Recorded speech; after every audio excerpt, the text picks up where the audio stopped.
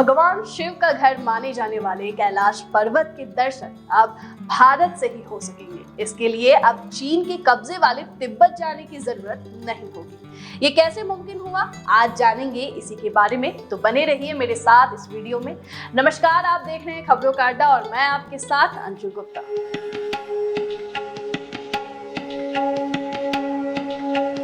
भारत चीन सीमा के अंतिम छोर पर स्थित ओल्ड लिपू लेक से अब आदि कैलाश के दर्शन कर पाएंगे। अभी तक यात्रियों को आदि कैलाश यात्रा के लिए विदेश मंत्रालय से वीजा बनाकर नेपाल के रास्ते चीन पहुंचकर यात्रा करनी पड़ती थी। वहीं अब पुराने लिपू लेक दर्रे से ही आदि कैलाश के दर्शन कर सकेंगे। आपको बता दें कि उत्तराखंड के पिथौरागढ़ जिले के 18,000 फीट ऊंची लिपू लेक पहाड़ियों से अब कैलाश पर्वत साफ दिखाई देता है। यहाँ से पर्वत की हवाई दूरी 50 किलोमीटर है। इस नए दर्शन मार्ग को स्थानीय ग्रामीणों ने तलाशा है। ग्रामीणों की सूचना पर पहुंची अफसरों और विशेषज्ञों की टीम ने रोड मैप, लोगों के ठहरने की व्यवस्था, दर्शन के पॉइंट तक जाने का रूट के साथ अन्य व्यवस्थाओं के लिए सर्वे किया। अब वो अपनी रिपोर्ट पर्यटन मंत्रालय को सौंपेंगे। इसके बाद इस नए दर्शन पॉइंट पर काम शुरू हो जाएगा। विशेषज्ञों की टीम ने बताया कि लिपू लेक की जिस पहाड़ी से पर्वत दिखता है वो नाभिडांग के ठीक 2 किलोमीटर के ऊपर है। यहाँ से 4-5 दिन की यात्रा करके कैलाश पर्वत के दर्शन किए जा सकते हैं। श्रद्धालुओं को सड़क मार्ग से धारचूला और बूढ़ी के रास्ते नाभिडांग तक पहुंचना होगा। इसके बाद 2 किलोमीटर की चढ़ाई को पैदल तय करना होगा।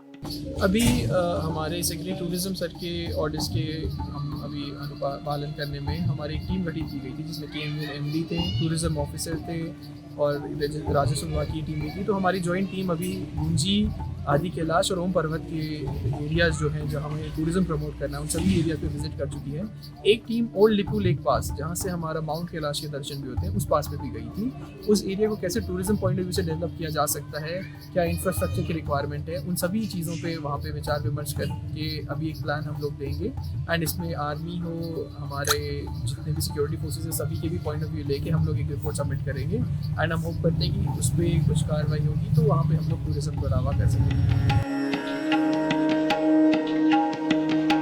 पर्यटन विभाग का कहना है कि ओल्ड लिपू लेक पहुंचने के लिए 2 किलोमीटर की चढ़ाई चढ़नी पड़ती है, जो आसान तो नहीं है। यहां तक पहुंचने के लिए भी रास्ता बनाया जा सकता है। स्नो स्कूटर की मदद से भी श्रद्धालुओं को दर्शन के लिए पहाड़ियों की चोटी तक पहुंचाया जा सकता है।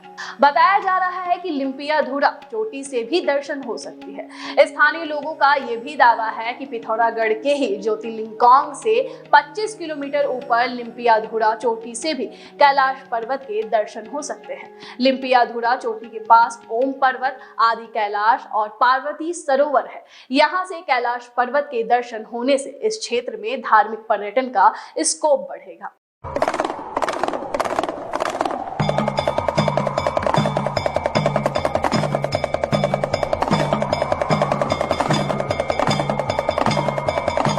इधर कैलाश मानसरोवर यात्रा साल 2019 में बंद हुई थी। उसके बाद पहले कोरोना के कारण, फिर भारी बर्फबारी की वजह से यात्रा रोक दी गई थी।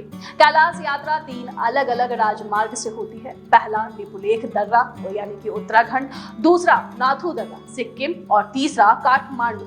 इन तीनों रास्तों पर कम से कम 14 और अधिकतम 21 दिन का समय लगता है। 2019 में 31,000 भारतीय यात्रा पर गए थे। बता दें कि कैलाश की परिक्रमा के लिए 52 किलोमीटर की दूरी तय करनी होती है।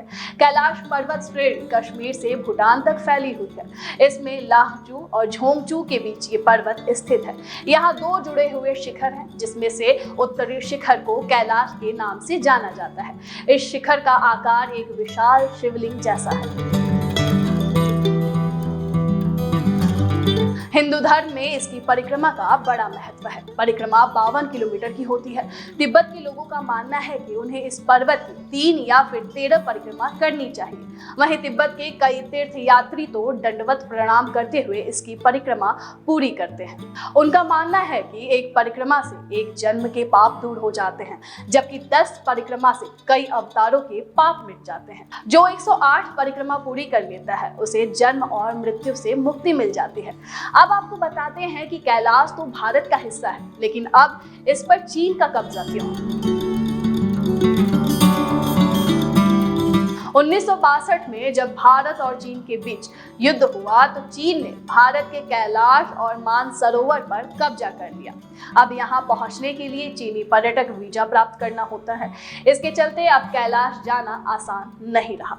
आईटीबीपी के जवान और चीनी सैनिकों के 50 तरह की चेकिंग के बाद मानसरोवर पहुंचा जाता है। कैलाश मानसरोवर यात्रा 2 से 3 सप्ताह तक चलती है। ये इस बात पर निर्भर करता है कि आपने अपनी यात्रा कहां से शुरू की है।